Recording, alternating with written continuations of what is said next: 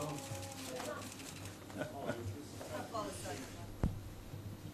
and gentlemen, I'm sorry to have kept you waiting. Commissioner Hahn will make a very brief statement and then we'll be open to your questions. So first of all, sorry again. Can we speak or is it translated? Yes, please. No? Ah, okay. But you know, it's not very often the case that I'm sitting together with 13 or 14 party leaders, and I think it's also not the case that they sit together without me. So there was a huge need to discuss some issues, and I have offered to come back and to sit together with them a day or even a night if it's necessary to make some progress. The reason why I came to Sarajevo was simply at the end of the year 2017 to push the leaders of this country concerning the European aspiration, because in 2016 we have seen a lot of very positive developments leading to the submission of the questionnaire, and now we are waiting for the answer and have been promised to get it in a few days, and then maybe in beginning of January. I understand around 50 questions are still, so to say, subject to political negotiations. I can only urge all the responsible people to find, so to say, a political solution, because if they are not able to submit, so to say, our reaction will be later, and then we are running out of next year. My aim is still to have a positive reply to the report of the questionnaire in the course of next year, but this depends when we finally receive it.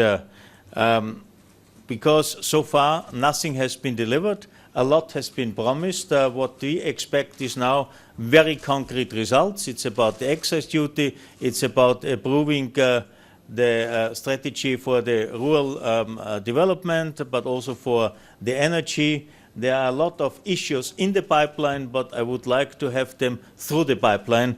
And finally, I have been asked to grant quasi as a kind of gift candidate status. First and foremost, it's not my decision. I can only submit a positive report to the European Council, but I can tell you the candidate status is not a free lunch. For that, you have to, so to say, deliver on something. It's also about confidence-building measures.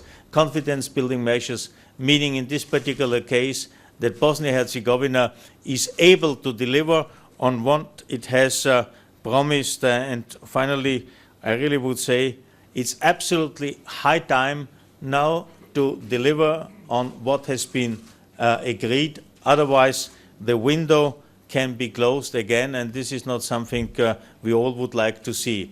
May I remind you, finally, there was this famous speech of President Juncker in September this year, triggering a dynamic concerning the accession process in the West Balkan. We will have, during the Bulgarian presidency next year in May, for the first time after 2003, a dedicated European summit to the enlargement perspective for the Western Balkans.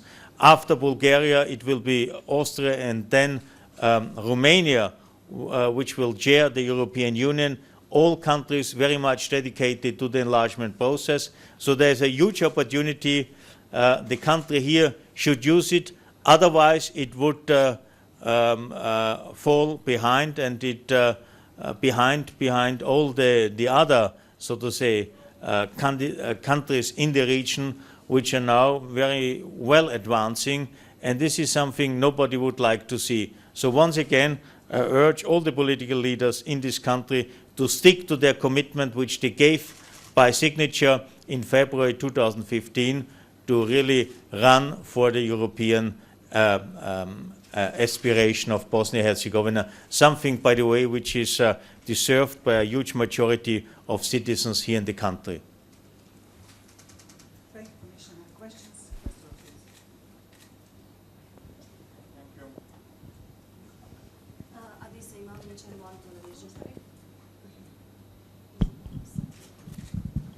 Is it on? Yes. Yeah.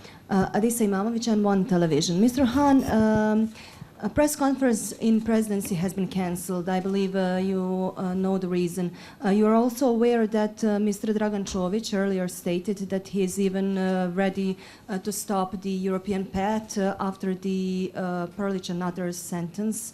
You are aware as well that several politicians here are glorifying convicted war criminals, as well as in Croatia also, which is an active part of European Union. You must have a comment on that. First, that the press conference in the presidency was cancelled was simply to time constraints. So I have no other, because it was on my side cancelled, as I gave already 2 press statements today, and this is now my press conference. So I didn't see any need to have another statement. Second, also this is part, so to say, of European values, which are, by the way, something which is very important for, so to say, further steps concerning the European aspiration, and it will be a core element of our West Balkan strategy, also to focus on European values. And this means to respect court rulings. Each of us has probably experienced that there is a court ruling and you are not satisfied with the outcome. This is one thing. But the other thing is to respect it.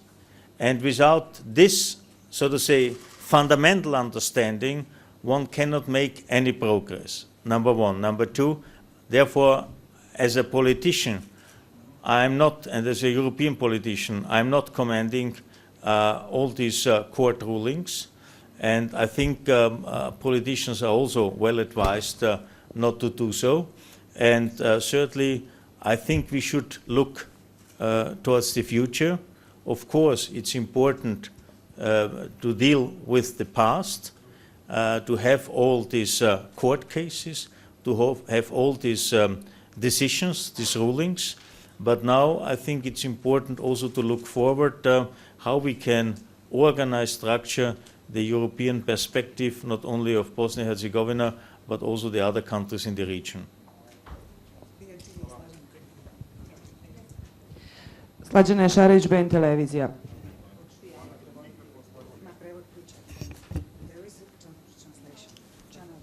Yeah. Yeah. Slađana Šarić, BN televizija. Govorili ste malo prije da očekuju da im date povlašteni status kada je u pitanju status kandidata za BiH.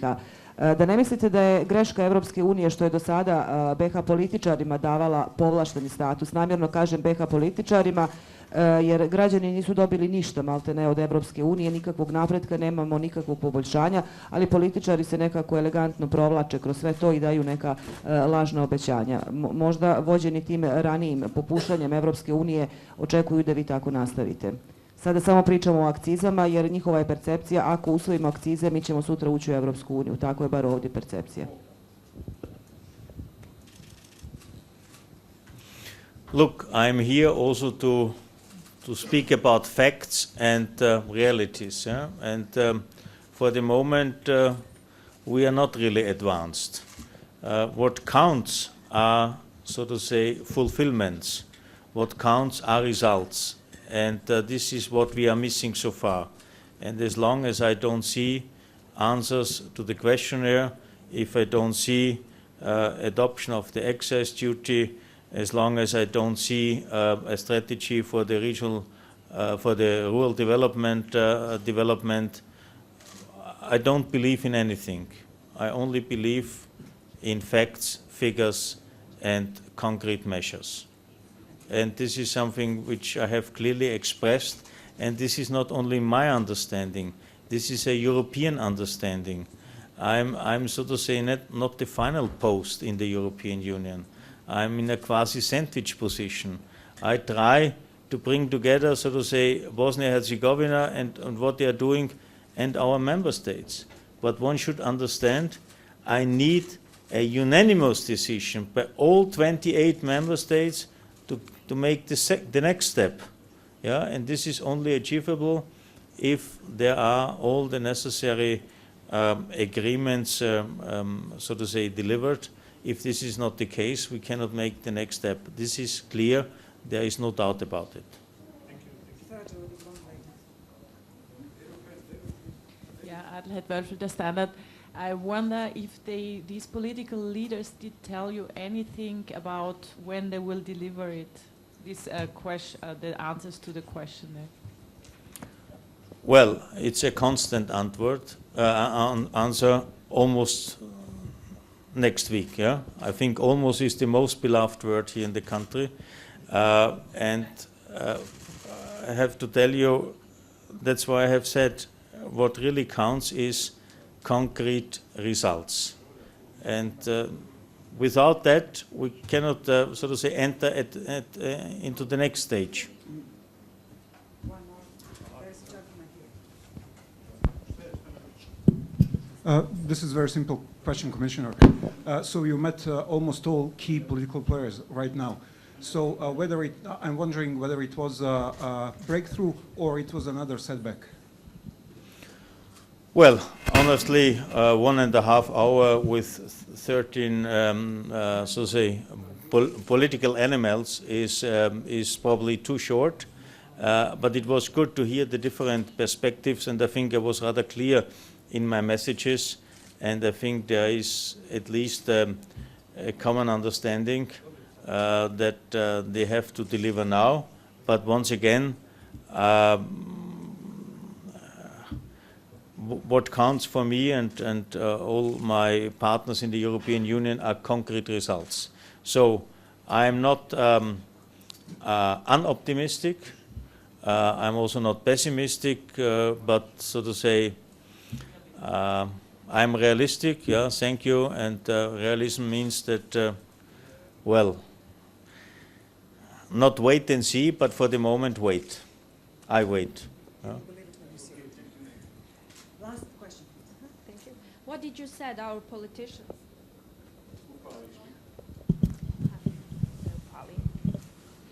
What did you tell our politicians after meeting with them, preferring to delay of our answers of the questions, European Commission? Are you disappointed, or this is something you expected? Because this is the first time, I think, that we are late with the answers. No, yeah, I wouldn't say the first time. Huh? I'm used to it.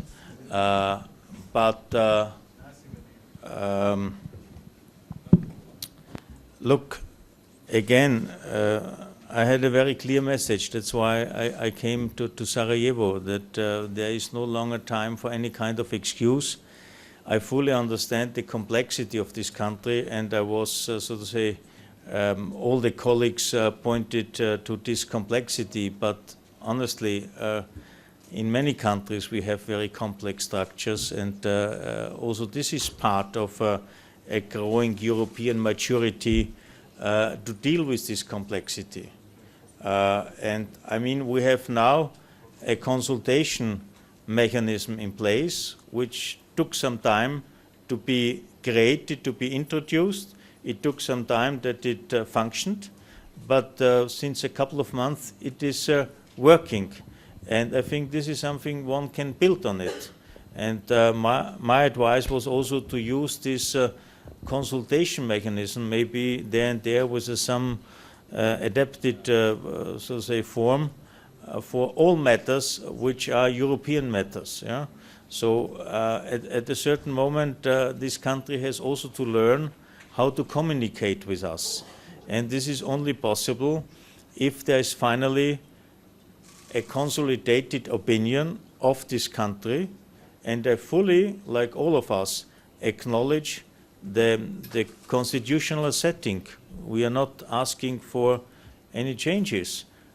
We acknowledge it, but this doesn't mean that the guys here in the country are not able to strike a compromise which is finally expressing the opinion of this country concerning an issue which is a European issue.